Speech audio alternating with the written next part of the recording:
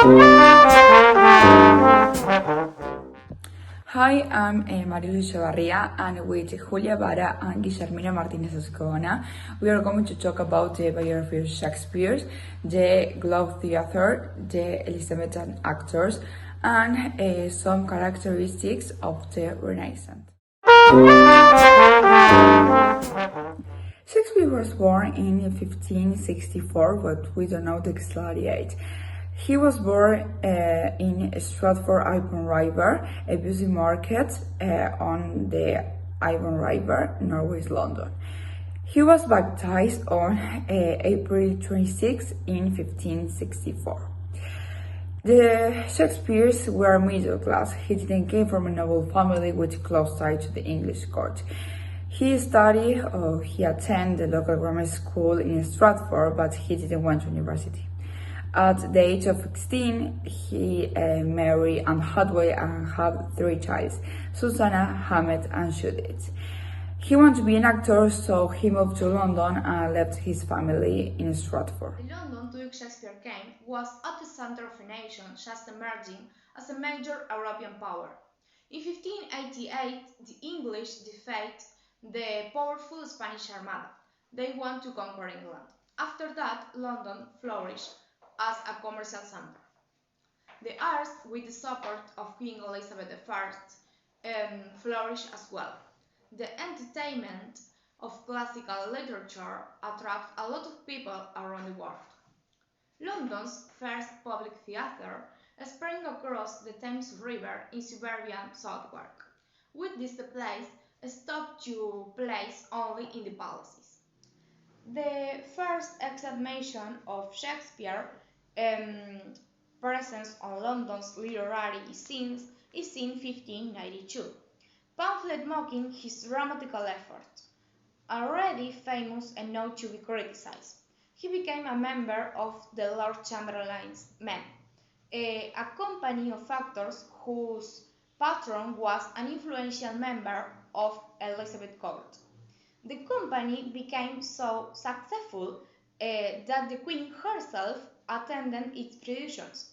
Some of his famous plays are Hamlet, Romeo and Juliet, and Macbeth. Shakespeare's fame was accompanied by a financial success that allowed him to become a partner in London's New Globe Theatre and to purchase a fine home called New Place in Stratford. He also paid to obtain a good farm for his father, maybe to improve his family's social position. When Elizabeth's Scottish cousin Jane succeeded her in 1603, the Lord Chamberlain's men became the King's men. They listed a second theatre, the Blackfriars. After William Shakespeare died in 1616, and he was buried in his church in Stratford. The English Renaissance theatres. The first performations were in school, royal palaces, and noblemen's houses, but the public performances need more space and access. The first public performances were held in courtsides and the people watching from the balconies. The first public theatre was constructed based on these coursiers and was constructed by James Barbet and called the theatre. Later, one second theatre was constructed, the Rose and the Sound, in the center of central of London.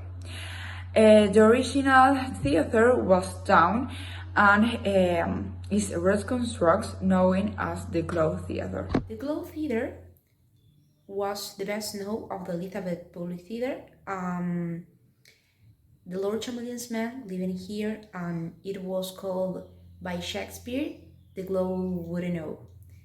The Globe Theatre was the 3-story wooden structure that could have 3,000 people. Plays were performed in the open air on a platform stage that jutted out into a roof curtain in the theater center, where the poor patrons or growlings stood to watch the performance.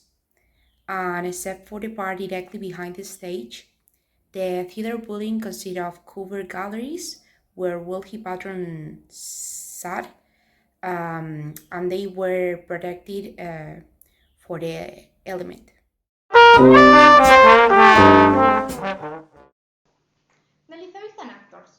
The Elizabethan actor had to be able to sing and dance, wrestle and fence, clown and whip, and had to be able to convey subtle messages with simple gestures. Actors in close proximity to the audience who either stood around the stage eating and drinking. If the audience disapproved of certain characters or lines, they could let the actors know by jeering or throwing food. The actors were all men because they looked like vagabonds, so the young boys playing the famous roles, from aging marathon to young covers.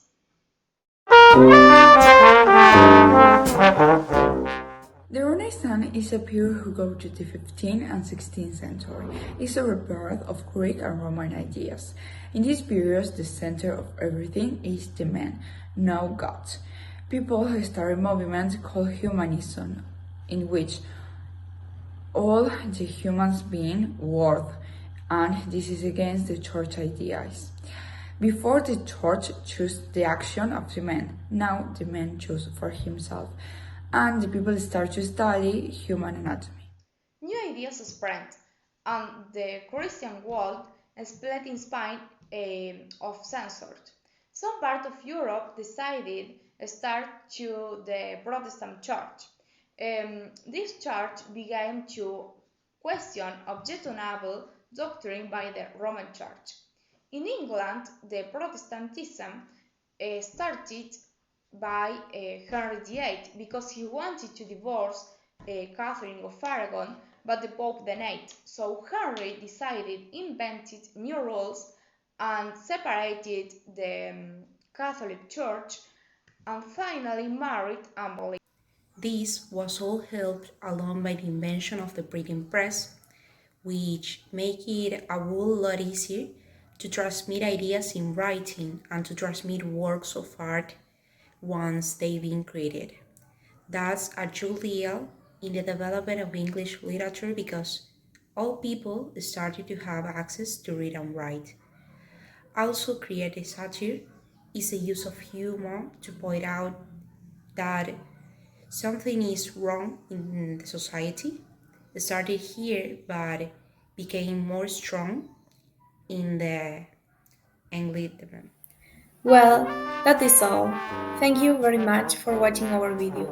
We hope you like it.